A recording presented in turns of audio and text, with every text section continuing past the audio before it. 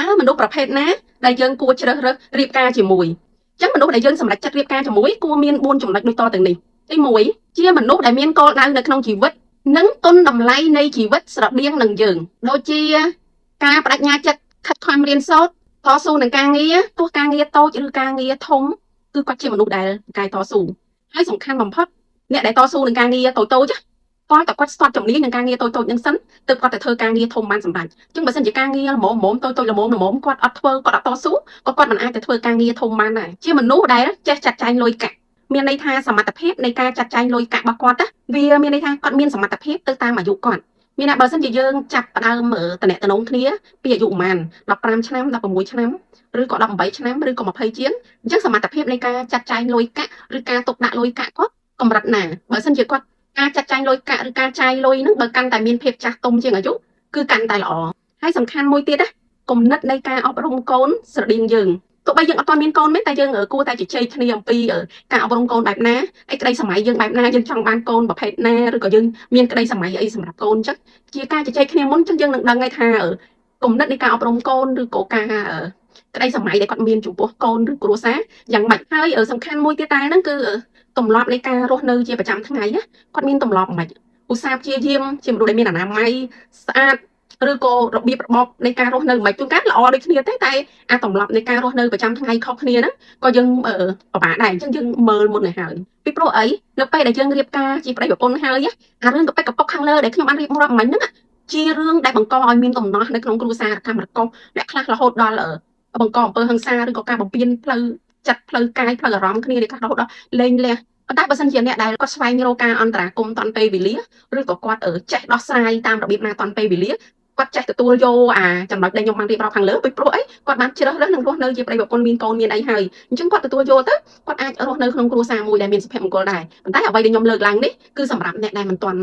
់មានគ្រួសារឬរៀបការអីចឹងគាត់នៅមានជំរើសទី2ហ្នឹងគឺជ្រើសរើសមនុស្សដែលមានចំណេះដឹងនិងមានការទទួលខុសត្រូវខ្ពស់អ្នកមានចំណេះដឹងមិនមែនសំដៅទៅលើថាតតែគាត់រៀនបានសញ្ញាបត្រខ្ពង់ខ្ពស់បើគាត់មានសញ្ញាបត្រខ្ពង់ខ្ពស់ឬរៀនចប់បានខ្ពង់ខ្ពស់ល្អហើយប៉ុន្តែនៅក្នុងចំណុចនេះចង់និយាយពីមនុស្សដែលមានចំណេះក្នុងការរស់នៅក្នុងសង្គមមួយដែល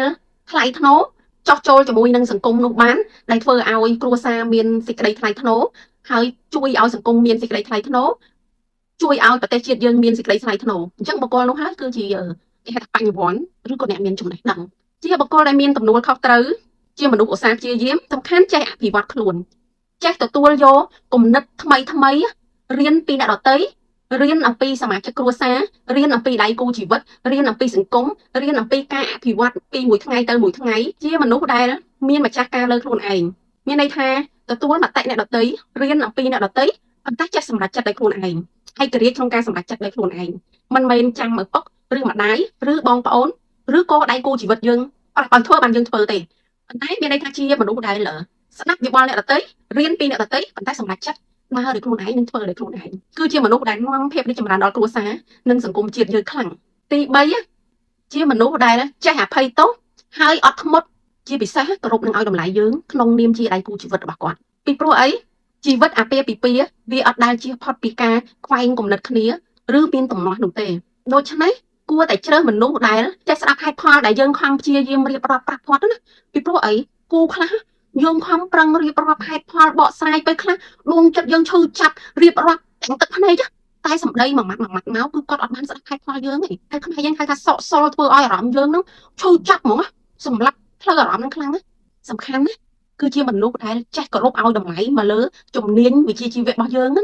ាមុខរបរឬក៏អាជីពរបស់យើងទទួលស្គាល់យើងហើយគោរពនឹងឲ្យតម្លៃណាកុំឲ្យប្រមាថអ្នកខ្លះប្រមាថមើលងាយជំនាញវិជ្ជាជីវៈឬក៏មិនគោរពប្រទេសយើងអញ្ចឹងគាត់ត្រូវទទួលស្គាល់នៅចំណង់ចំណូលចិត្តយើងមិនមែនជាមនុស្សដែលព្យាយាមលើកហេតុផលបង្ខំយើងឲ្យដូរអត្តសញ្ញាណខ្លួនឯងដើម្បីគេប៉ុន្តែគាត់គឺជាមនុស្សដែលជួយជំរុញយើងលើកទឹកចិត្តយើងឲ្យកាន់តែខ្លាំងនៅភាពជាខ្លួនឯងជាយើងទី4មានលក្ខណៈសម្បត្តិល្អនិងសុជីវធម៌ល្អជាមនុស្សដែលស្មោះត្រង់មានគុណធម៌ចំពោះខ្លួនឯងចេះស្រឡាញ់និងគោរពរូបកាយខ្លួនឯង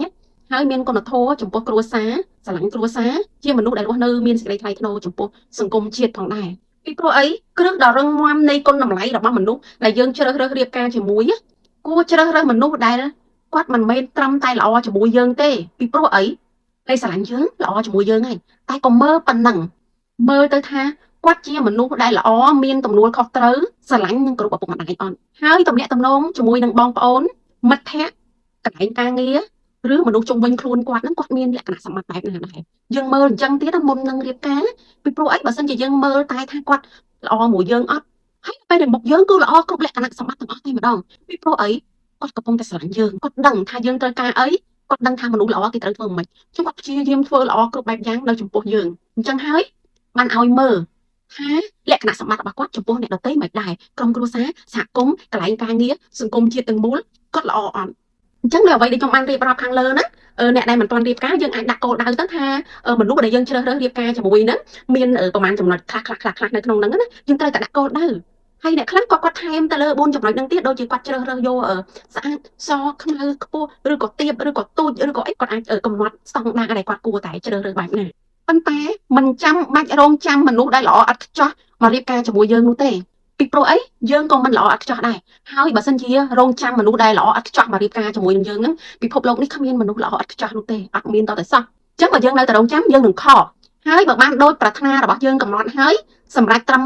60% 70% 80% ឬដល់90%តើប៉ុណ្ណាយើងអាចទទួលយកបានអ្នកខ្លះគាត់កំណត់ហើយអត់ត្រឹម60%គាត់យកទៅសល់ប្រហែលទៀតគាត់អាចចរចាគ្នាឬនិយាយគ្នាកែប្រែពេលក្រោយឬអ្នកខ្លះគាត់បាន70%ឬក៏80%អ្នកខ្លះត្រឹម60%ប៉ុន្តែដល់ពេលរៀបការហើយគាត់អាចឡើងដល់90%អីចឹងគាត់អត់បាន100%ពួកអត់មាននរណាល្អខ្ចោយតែសំខាន់បំផុតគឺត្រូវជ្រើសរើសមនុស្សដែលរស់នៅចុះសម្រុងនឹងយើងហើយត្រៀមខ្លួនរួចជាស្រេចនឹងកាន់ដៃយើងឆ្លងកាត់ឧបសគ្គនៅក្នុងជីវិតដោយក្តីស្រឡាញ់ដោយផ្ដល់កិត្តិយសឲ្យយើងនិងគោរពគុណតម្លៃដល់ក្រុមគ្រួសារយើងស្រឡាញ់យើងស្រឡាញ់ក្រុមគ្រួសារយើងដោយដែលស្រឡាញ់ខ្លួនឯងនិងក្រុមគ្រួសារខ្លួនឯងដែរ